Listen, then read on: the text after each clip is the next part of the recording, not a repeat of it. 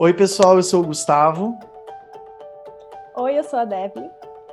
E esse é o primeiro Geopolab do ano que a gente vai começar aí com chave de ouro, com a participação da Devlin aqui no nosso canal. A gente está muito feliz, na verdade, de começar, né, de retomar as nossas Geopolabs, né, essas colaborações que a gente resolveu fazer aqui no canal, com pesquisadoras, pesquisadores, enfim, que se dedicam a temas que têm a ver com geopolítica, que têm a ver com política internacional, segurança internacional.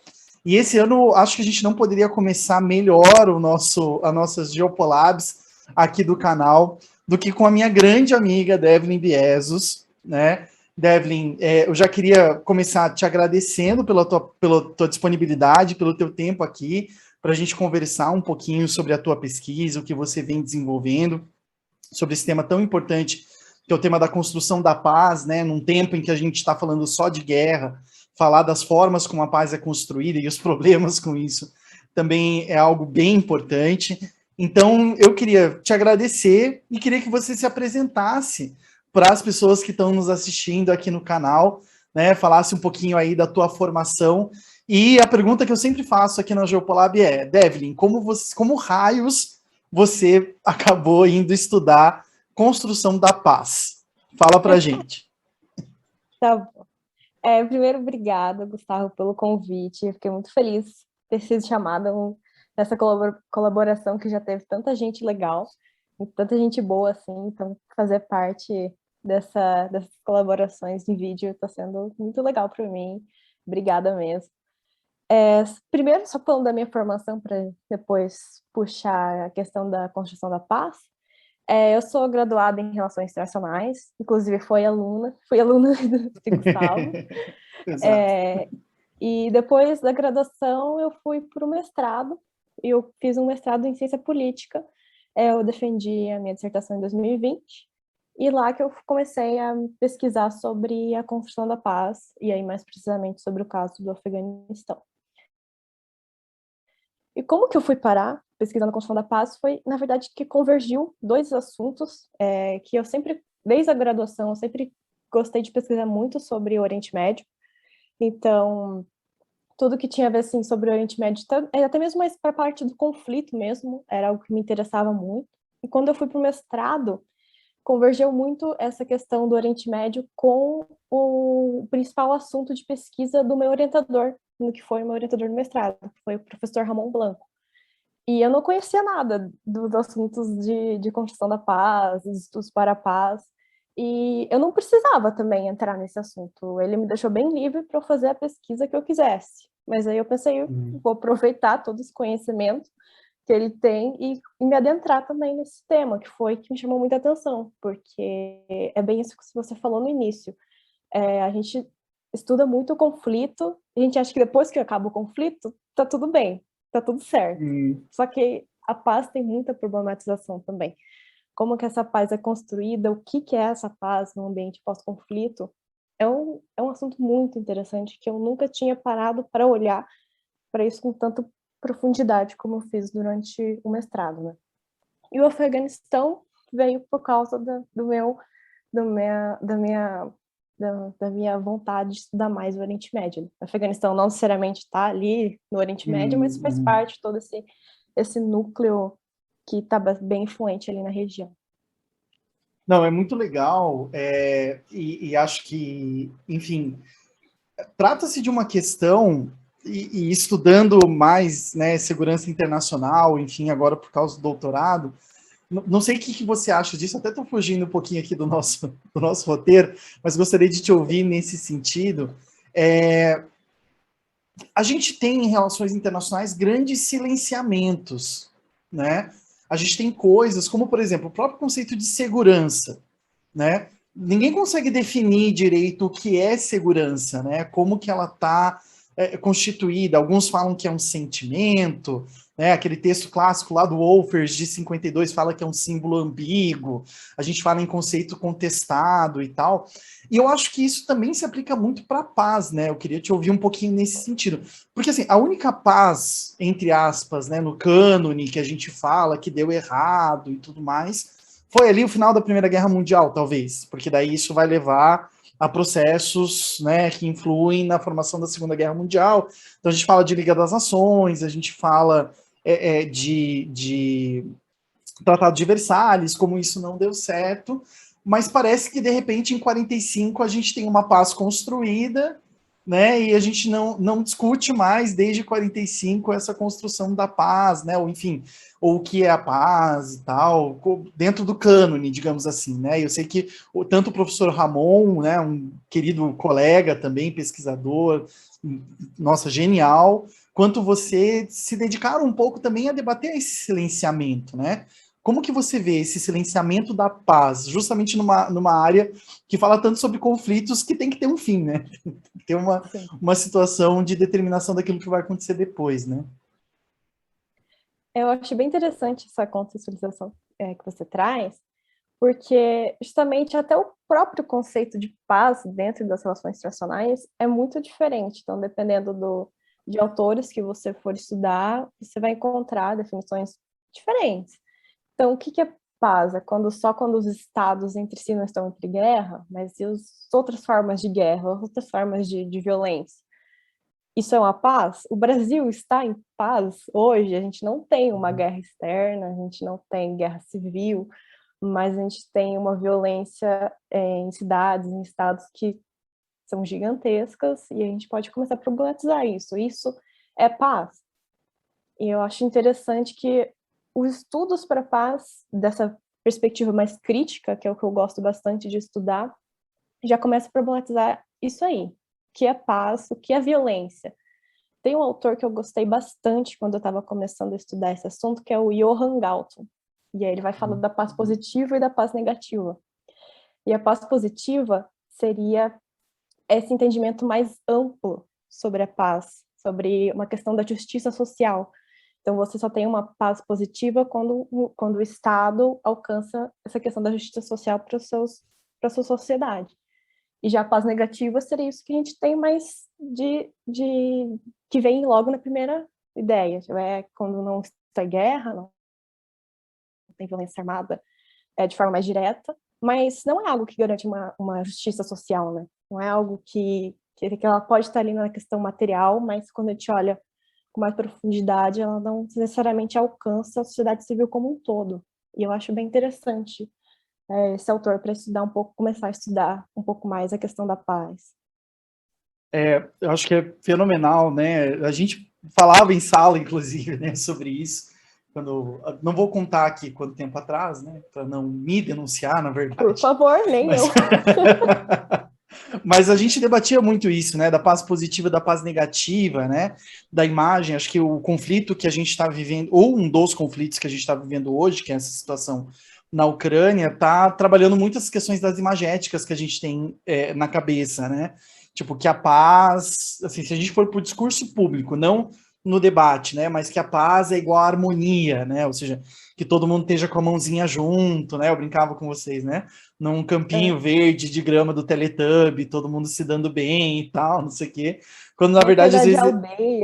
aldeia mundial, Isso, aldeia de global. aldeia global, né, de estar todo mundo próximo e tal, sendo que principalmente, não só nesse conflito, mas em outros conflitos, a gente observa que esse processo de construção da paz é problemático, né, Devine? Assim, não problemático no sentido de ser ruim ou ser complicado, mas é porque ele envolve, enfim, inúmeras coisas. Você pode explicar para a gente o que está envolvido nesse processo de construção da paz? Claro. Só para eu delimitar um pouco mais aqui do que eu estou falando quando eu digo construção da paz. Tanto Ótimo. quando eu trouxe na minha dissertação e até quando vou falar aqui ao longo da minha fala, porque é o que eu acabei estudando mais, então eu gosto de deixar bem delimitado, porque a construção da paz pode ser, para quem não tem tanto conhecimento no assunto, no estudo, pode ser algo muito amplo. Então, aqui, quando eu falo de construção da paz, eu estou falando das operações que as Nações Unidas fazem em países pós-conflito. E o que essas operações querem fazer? Elas querem restaurar uma estabilidade nesse estado para que o conflito não volte. E essa ideia da construção da paz chegou ali na ONU lá na década de 90, lá no Brotts-Gali, se eu não me engano, que ele fez a Agenda para a Paz, e aí deu toda essa conceitualização da construção para paz, construção da paz. Porque até então, os esforços das Nações Unidas no conflito e também pós-conflito era muito mais mecânico, era muito mais diplomático, porque não tinha tanto esse... Também era Guerra Fria, né? Então não tinha tanto esse envolvimento, porque tinha muita questão ali da disputa entre Estados Unidos e União Soviética, então as Nações Unidas era uma questão mais protocolar quando se falava de conflitos, né?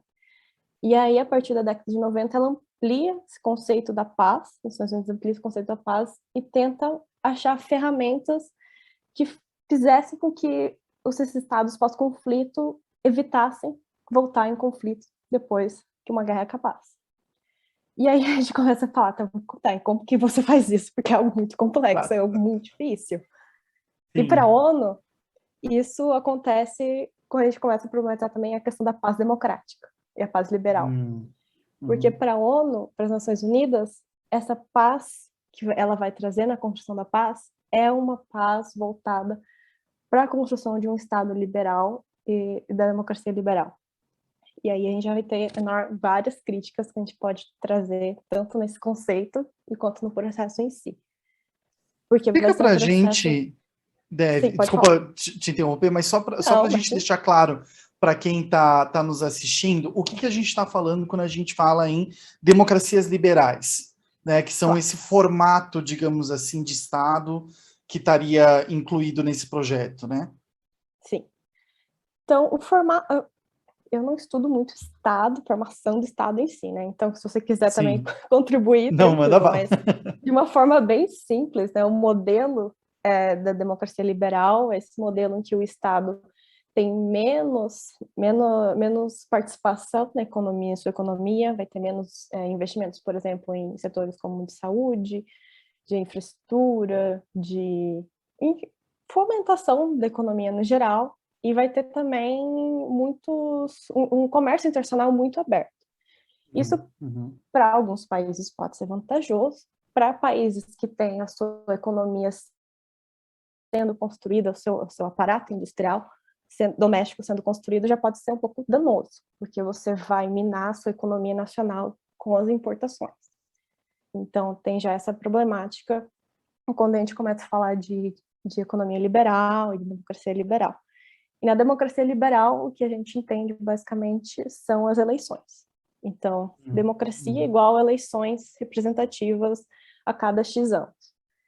Independente se a população tem essa conscientização política, tem essa cultura política ou não. Pelo meu entender, pelos estudos que eu fiz durante o mestrado, esse é o que eu entendo de democracia liberal.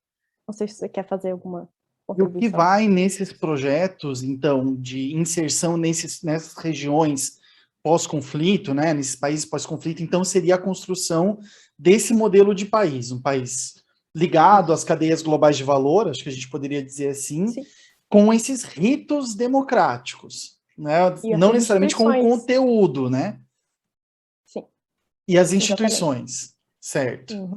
Tá, isso é importante, né? Porque quando a gente fala de construção da paz, as instituições vão estar ali no cerne, né? Também. Muito, muito. A gente tem também, dentro da construção da paz, a gente tem o state building, que aí vai ser o que focar mais nas instituições, assim, porque a construção da paz já é um pouco mais amplo, e ali a gente tem o state building, a gente vai ter os processos de organização eleitoral. No Afeganistão, por exemplo, a gente teve os acordos que foram os acordos de Bonn, negociados na Alemanha, que fizeram toda a estruturação de como seria o Afeganistão pós-Talibã. Agora já estou me adiantando um monte, já comecei a falar lá Não, manda bala. De Afeganistão pós-2001. Então, só para dar um exemplo, né, como que isso pode ser estruturado. Então, isso realmente vai estar formalizado em algum lugar, né? Vai ter alguma alguma reunião, algum acordo, depende do país que você está analisando. No Afeganistão, a gente pode trazer os acordos de Bonn, que vão trazer essa nova estruturação do Estado. Certo, que daí vai reordenar, né?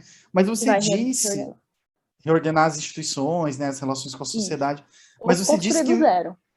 Ou construir do zero. Tá, isso é importante, né? Porque às vezes você constrói do zero uma coisa que não tem nada a ver, como você disse, né, com a cultura, com, enfim, costumes locais, né? Mas você disse que o state building, então, que seria essa construção do zero, a instalação de um regime liberal, etc, etc, ele está inserido na construção da paz, mas ele não é a construção da paz, né? Quais outros aspectos estão envolvidos na construção da paz, além desse, vamos chamar de reordenamento do Estado, digamos assim?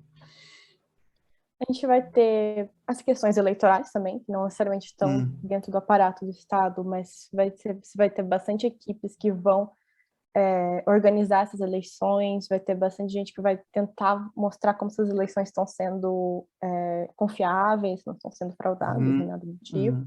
Vai ter bastante equipe.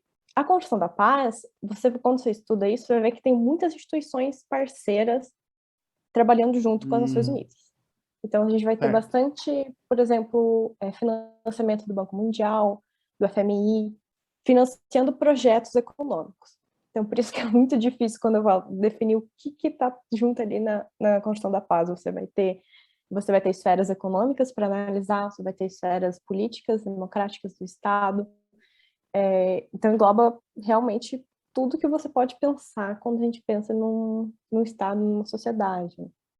Então, é bem interessante ver essa... Pode falar. Pode falar, manda bala. Tá. Então, é muito interessante ver também esses projetos, quem está financiando esses projetos, né? Como que o FMI vai financiando os projetos específicos, trazendo já o Afeganistão de novo como exemplo. Teve um projeto lá de agricultura que tentava fazer com que as famílias que até então plantavam papoula para revender para o mercado internacional de drogas, parassem de plantar isso, só que eles não deram nenhuma alternativa para que essas famílias viviam desse plantio, elas não consumiam, né, a droga. Elas viviam daquele plantio, vendiam, e é isso que elas tiravam para viver, Sustento, né? de vida. Só que eles não se pensam em como que você vai trazer uma produção que seja lucrativa para essas famílias, né, para elas que consigam continuar suas vidas que nem elas levavam anteriormente. Então, já tem esse primeiro impasse aí. Então, como que a gente vai financiar projetos que realmente leve a uma justiça social para as famílias, que tenha a ver, né, com a relação desse pessoal com o dia a dia delas. Sim, eu acho bem importante isso.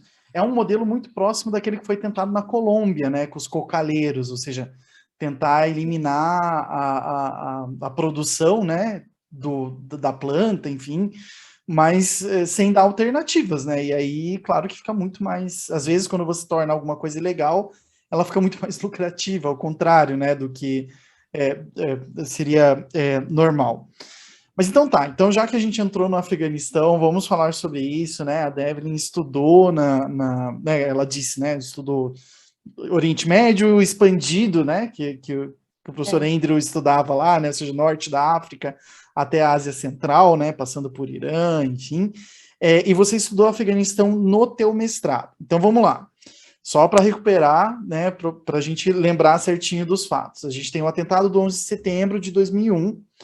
E ao contrário do ataque ao Iraque em 2003, a intervenção que foi feita no Afeganistão, porque o Talibã não liberou o Osama Bin Laden, não entregou o Osama Bin Laden para os Estados Unidos, lá a gente teve uma intervenção organizada pela ONU, aprovada pelo Conselho de Segurança, e uma intervenção, acho que o mandato foi da OTAN, né? Como que isso interfere nesse processo de state building? Ou seja, você tem ali uma intervenção autorizada pela ONU, né, contra um governo que não é necessariamente quem realizou o ato, né, do 11 de setembro, e de repente você tem esses projetos de reconstrução do Estado, de construção da paz e tal. Então, quais foram os passos da situação do Afeganistão, Dev? Beleza. Só para contextualizar um pouquinho mais, a Al-Qaeda fazia suas operações desde o Afeganistão, né? O Afeganistão era o território ali e também a fronteira ali com o Paquistão. Com o Paquistão, Eles né? foram treinados pelo Serviço de Inteligência Secreta do Paquistão, e aí depois, né? Mas isso já fui lá para trás, né? Já fui na invasão soviética. Isso, lá Mas na enfim, década de 80. Mas o Talibã atuava, o Talibã não, a Al-Qaeda atuava ali dentro do Afeganistão, ali na fronteira com o Paquistão também. E desde a sua formação, desde quando a Al-Qaeda começou a fazer esses atentados internacionais, os Estados Unidos e as Nações Unidas tentavam negociar com o Talibã, que é quem estava no governo formal do Afeganistão, ali desde 1996 até então 2001. E eles tentavam trazer essa negociação com o Talibã para que eles entregassem a Al-Qaeda, mas nunca deu certo. E aí até que veio os atentados de 2001, e aí ocorreu a invasão dos Estados Unidos, como você já mencionou, aprovado pelo Conselho de Segurança, e por toda aquela compaixão, né, internacional que teve. Não criticando isso, eu acho que foi um movimento assim que, pô, em poucas vezes a gente vê algo que comparece todo mundo, né? Que nem foram os atentados de 2001. E aí a gente tem toda essa comoção internacional, então a gente não teve nenhum veto no Conselho de Segurança das Nações Unidas para que essa invasão ocorresse. Todo mundo entendeu, sim, que os Estados Unidos estariam no seu direito de legítima defesa, e aí aconteceu a invasão, tanto pelo exército dos Estados Unidos quanto pela OTAN. A OTAN tem um papel primordial aí na construção da paz no Afeganistão, para garantir a segurança. Que a segurança também é uma das esferas bem importantes quando a gente vai analisar a construção da paz. Né? Então, segurança, a política, a democracia, a economia. E quando a gente fala de OTAN, a gente tem que pensar sempre na questão de segurança. E essa segurança no Afeganistão seria trazida, no caso, formando um exército nacional, depois do desmantelamento do Talibã. Então, os Estados Unidos invadem em 2001, o Talibã sai de Cabul, a capital do Afeganistão. Os Estados Unidos achou que ia ser uma guerra rápida, até que foi, mas não porque eles derrotaram o Talibã, porque o Talibã se desmantelou e saiu da capital, foi para as províncias e ficou escondido, assim, ficou dormente até poucas décadas, né? Na verdade, o Talibã nunca parou de fazer seus atentados, parou de atuar ali no Afeganistão. Então foi algo que os Estados Unidos nunca, ou a OTAN, ou a construção da paz, nunca conseguiu lidar, de fato, com o problema do Talibã. E aí a gente tem, em 2001, então em 2001 o Talibã sai do poder, fica nas províncias do Afeganistão e começa os atos de construção de paz, a tentativa de trazer uma democracia para o Afeganistão. E o que a gente tem, como eu falei anteriormente, o primeiro passo para que isso aconteça são os acordos de Bonn, que os Estados Unidos negocia com as elites que estavam lutando contra o Talibã. E aí a gente já começa um primeiro ponto que a gente pode problematizar, né? Quem são essas elites? Quem são esses mercenários que estavam lutando, que se aliaram aos Estados Unidos para lutar contra o Talibã? Muitos são senhores da guerra. Senhores da guerra é um Explica para a conceito gente que essa figura, esse conceito dos senhores da guerra, porque agora na situação da Ucrânia parece estar voltando um pouco essa imagem, né? E a gente fala, mas não tem muito bem uma definição, né? Sim. No caso do Afeganistão, não sei se isso se aplica também no caso da Ucrânia, depois a gente pode Tá. comparar. Mas no caso do Afeganistão, os senhores da guerra são esses caras que têm um exército próprio. Então, eles têm o seu próprio exército paramilitar em paralelo ali dentro do Estado. E aí eles vão... Por que serve esse exército? Para que eles governem suas próprias províncias. Então, você vai ter lá uma província que não vai chegar ao Estado ali, não vai chegar, ou até mesmo o Talibã, porque esse senhores da guerra está controlando ali. Ele vai coletar os impostos, ele vai garantir a segurança daquela província, daquelas vilas, e é ele que manda naquele local ali. E foi essas pessoas, algumas dessas pessoas, principalmente o principal que os Estados Unidos se aliou foi a Liga do Norte, que foi onde atuava o Hamid Karzai, né, que foi o primeiro presidente do Afeganistão. Acho que ele ficou até 2013, se não me engano, mas depois a gente pode verificar. Então, ele fazia parte desse grupo paramilitar que lutava contra contra o Talibã e foi aliado aos Estados Unidos durante a invasão.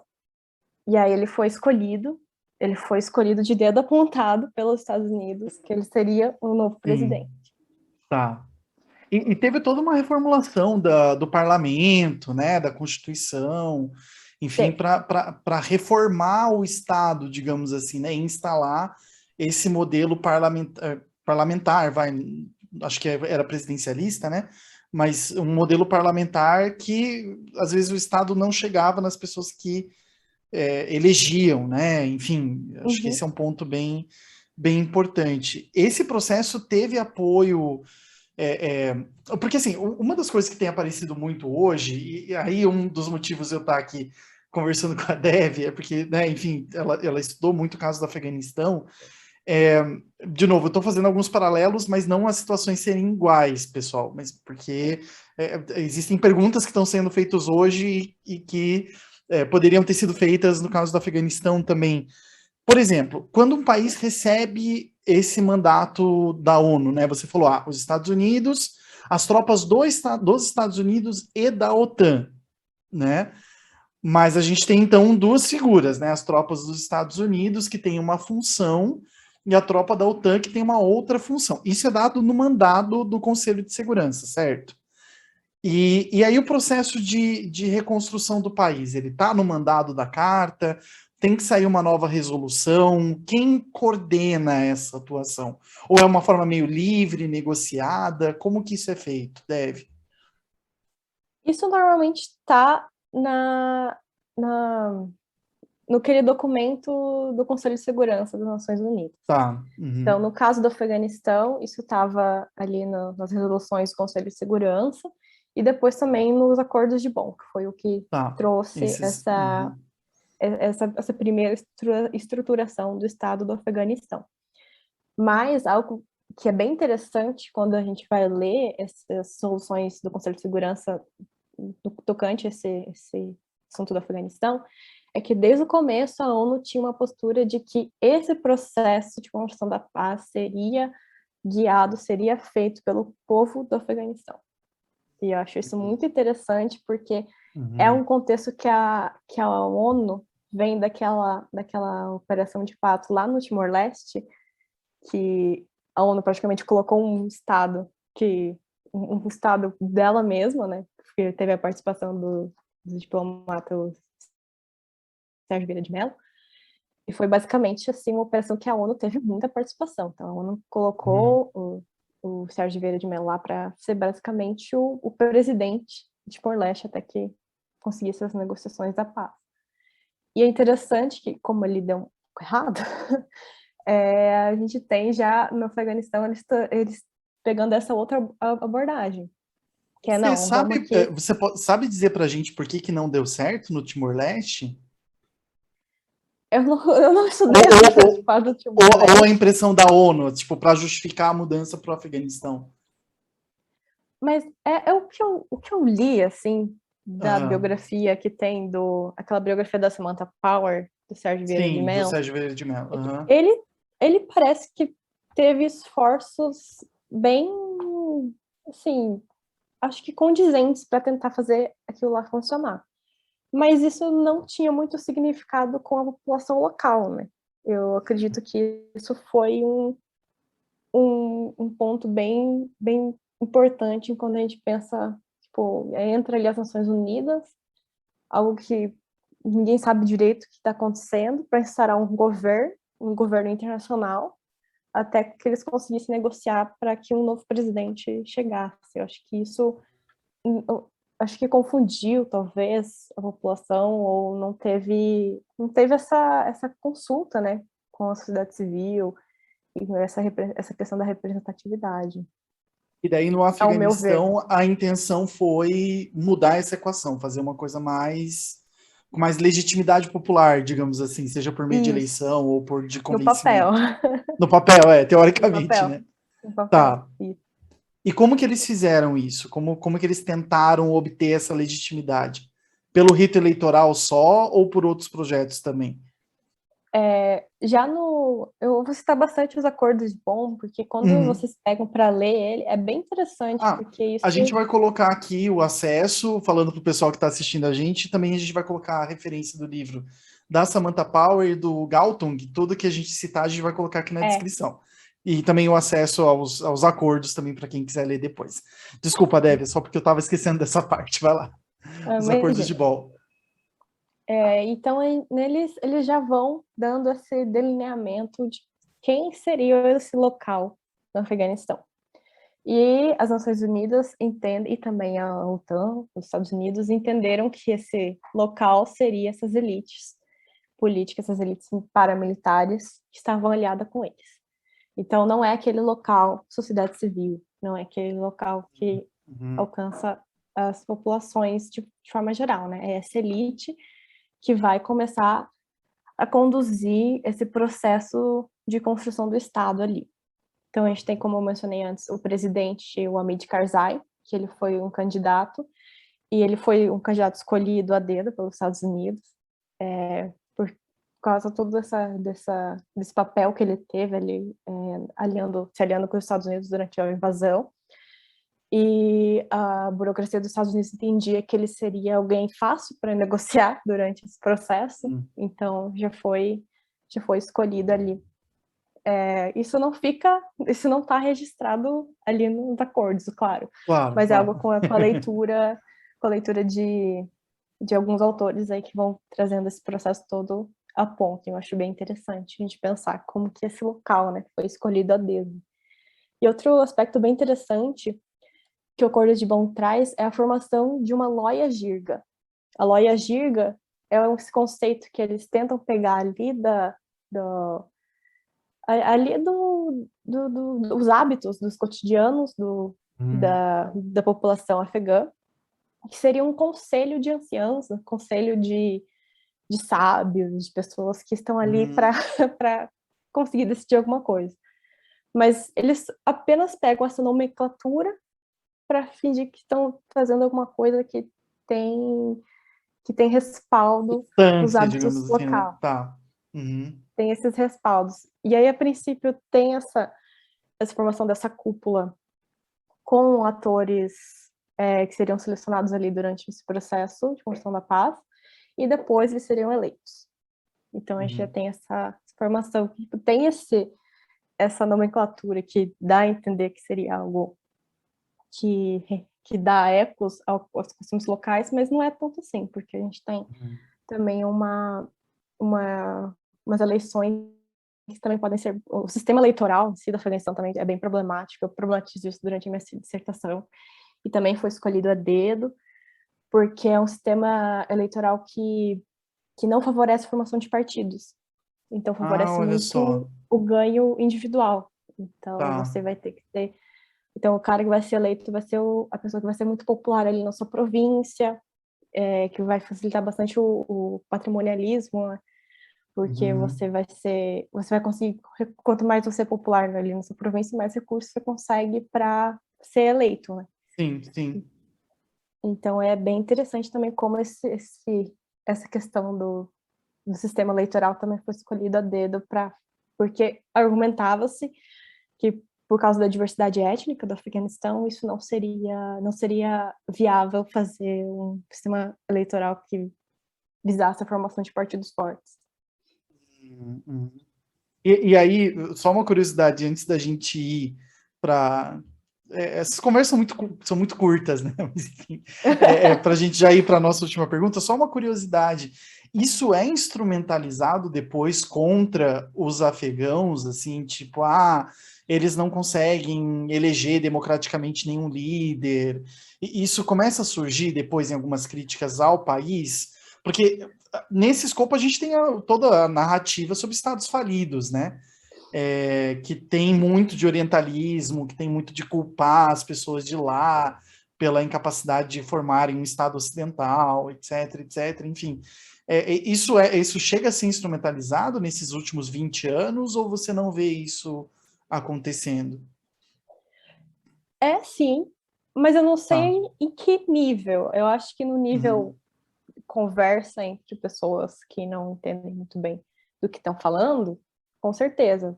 Só que estava Uhum. assistindo o noticiário que o Talibã voltou ao poder. É claro, porque lá eles só sabem fazer guerra, não sabem o que é Uhum. democracia.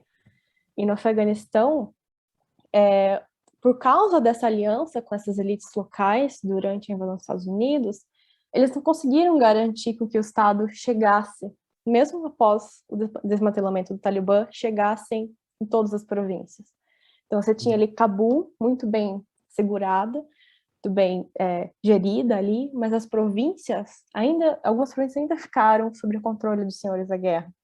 Uhum. Então, o que o governo tinha que fazer? Fazer essas barganhas com esses senhores da guerra, às vezes até colocar eles para dentro do Estado como cargo de gabinete, e porque realmente não tinha como o governo chegar nessa província se ele não se aliasse com essas pessoas, se ele não se aliasse com quem Uhum. estava ali comandando de fato. Então, como que a gente vai culpar uma população porque o Estado está sendo gerido por um modelo que não funciona ali, sabe? Uhum. E é isso que Uhum. eu gosto de problematizar quando eu falo da democracia liberal e da paz liberal. Porque não é um modelo, uma caixinha que você consegue aplicar em todos os estados, em todos os contextos que vai funcionar.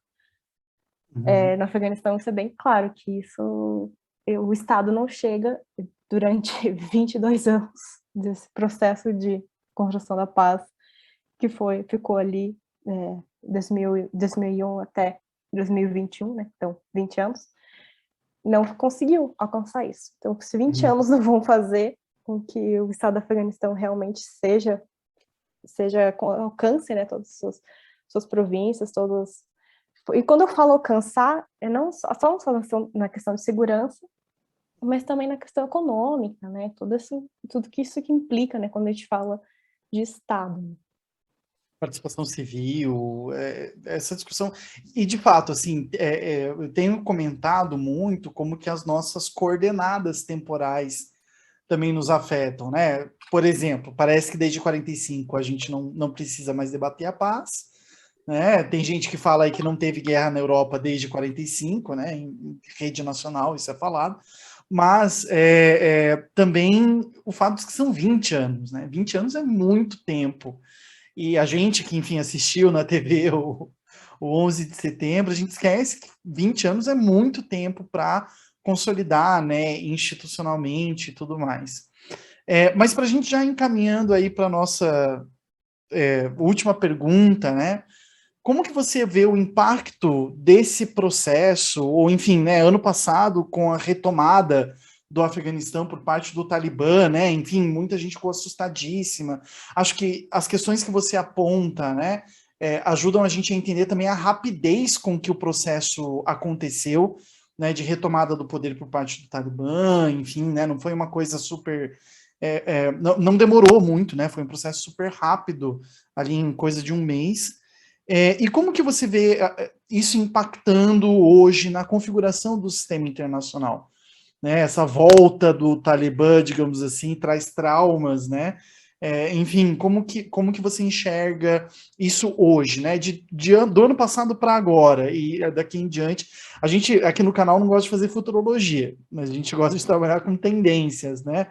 Então, Isso. assim, o que você enxerga o impacto que já teve, né? E o que isso abre de portas para o sistema internacional, deve? Então, falando em questão do sistema internacional, eu acredito isso já é tudo na minha cabeça, minha análise. Eu não li isso em nenhum lugar. Só vendo um pouco, pegando um pouco dessa minha bagagem, né, de RI. Mas quando a gente vê essa volta rápida, rápida como você trouxe, ela chegou, o Talibã chegou, acabou muito rápido, mas não foi surpresa nenhuma para quem já estudava o Afeganistão que o Talibã eventualmente ia chegar ao poder de volta. Mas o que a gente ficou surpreso realmente foi que foi muito rápido, dessa forma que aconteceu. Eu acho que isso evidencia muito que essa política dos Estados Unidos de tentar trazer essa construção da paz, aplicar o seu modelo de Estado liberal, de democracia liberal em países do Oriente Médio seja muito custoso. E talvez eu vejo isso ecoando um pouco no sistema internacional, trazendo talvez uma mudança de política externa que não seja tão mais militarista na questão de muito explícito. Eu acho que isso vai começar a trazer. Os Estados Unidos ainda vai ter uma postura muito militarista, mas eu acredito que isso vai ser feito um pouco mais aos fundos, por trás dos panos.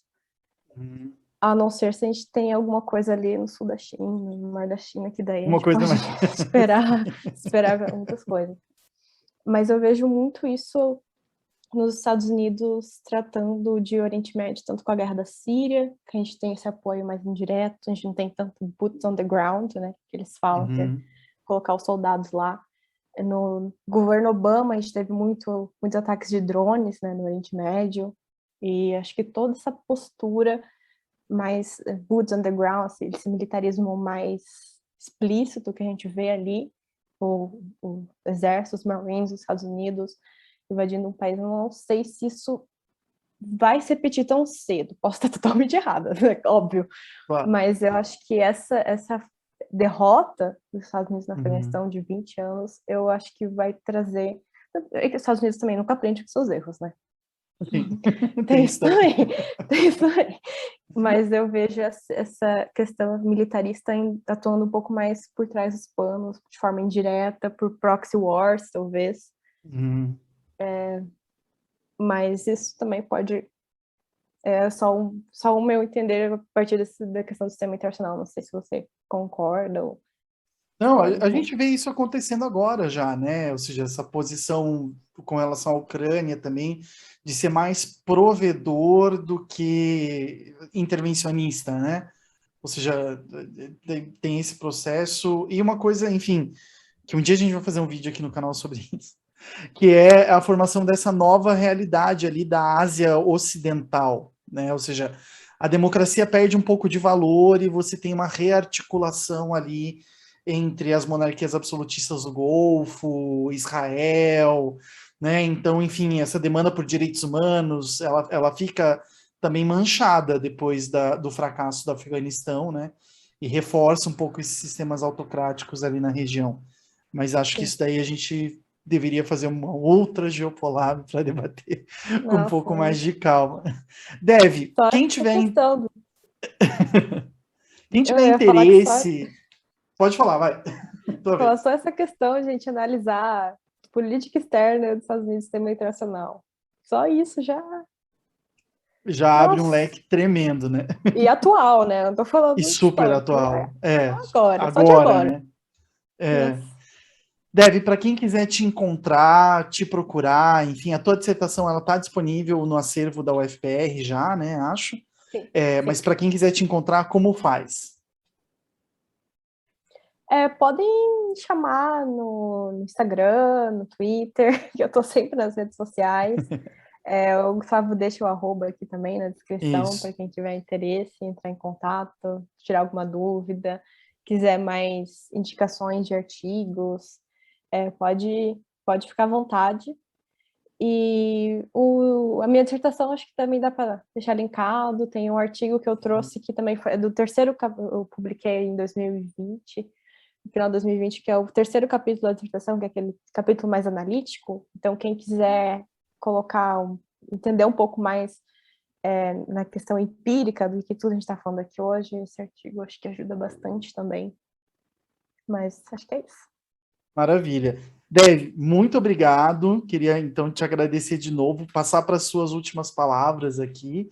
E, de novo, só tenho a agradecer. Foi um ótimo começo para a Geopolabs desse ano. Ah, imagina, eu que agradeço. Foi muito legal falar aqui. Eu até achei que ia ser uma coisa rapidinha, uma conversa rapidinha, e a gente, nossa, foi longe aqui a conversa. Começa a falar de Oriente Médio, de Afeganistão, a conversa vai muito longe. E eu acho que é um reflexo dessa pesquisa que eu gostei de fazer. Durante o processo de pesquisa em si é bem doloroso, né? É bem Uhum. difícil, mas quando o negócio está pronto e você vê aquilo ali redondinho e fala, nossa, isso aqui eu que fiz, ficou muito legal. E eu carrego muito esse carinho com essa pesquisa durante o mestrado até hoje. Acho que é um tema que eu gostei muito de estudar. Eu espero que vocês, quem está assistindo, se interesse pelos temas, não só pelo Afeganistão, mas pela construção da paz como um todo. E é isso. Maravilha. Pessoal, muito obrigado. Se você gostou desse vídeo, não esquece de curtir, compartilhar, se inscrever aqui no canal para receber mais vídeos como esse e outros que a gente faz. É isso aí. Obrigado, Dev. Muito obrigado, viu? Até mais. Tchau, Obrigada. pessoal. Tchau.